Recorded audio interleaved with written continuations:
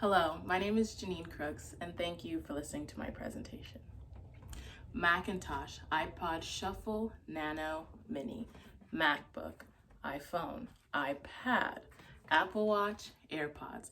These are some of the few products that have helped make Apple a market-dominating company. Apple is so successful. It has 2 times the amount of money in the US Treasury. Apple's cash on hand, around $155 billion, could give everyone in the US $490. Sounds like some nice extra holiday cash to me.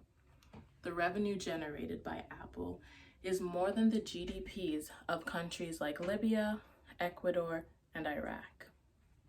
In my presentation today, I won't just be highlighting the successes of Apple, but I will be outlining the lawsuits that have brought Apple financial challenge. Apple was founded by Steve Jobs, Steve Wozniak, and Ronald Wayne in 1976, just 12 days after Ronald Wayne would leave the company with $800 in his pocket. Probably hurts knowing what Apple is worth now. A decade later, Wozniak would depart, and Jobs would take on a Queen of England role at the company. Apple is often seen as an American dream story, from rags to riches. And at every new release of an Apple product, our pockets need a mental health day.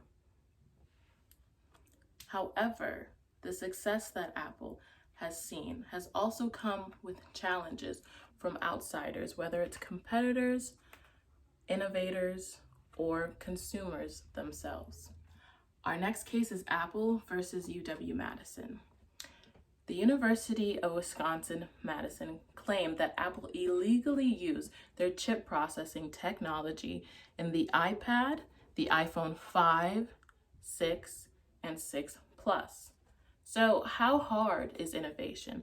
The lawsuit would claim that Apple could have simply paid for the patent or created their own.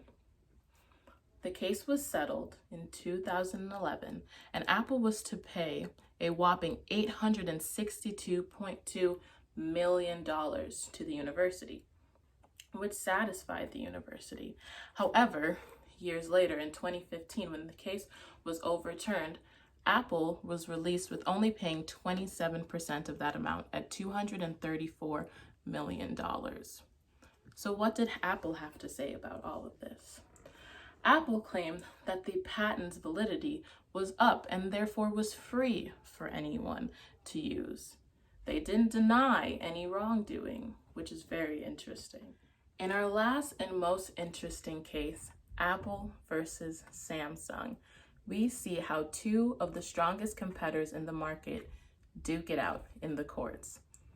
Apple and Samsung have had continuous court battles with each other since 2011, suing and countersuing each other.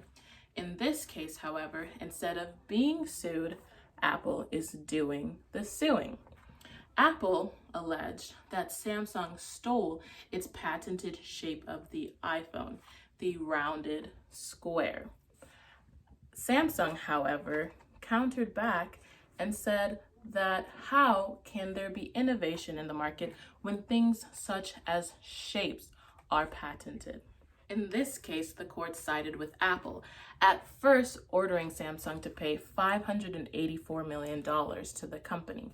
However, after a repeal, the courts then sided with Samsung, stating that Samsung didn't steal the patent and shape as a whole, just small parts and ideas from Apple. Samsung stated that the loss discouraged innovation, competition, and consumer choice. To conclude, business principles would state ethics over profits, but when numbers and competitors come into the pictures, ethics can take a back seat. In a market where differentiation between products is up to the consumer and their needs, innovation might sometimes mean imitation, if it is indeed what the consumer wants. At the end of the day, our wallets are still hurting, and Apple Incorporated is still thriving despite the lawsuits and allegations. Thank you so much for listening to my presentation.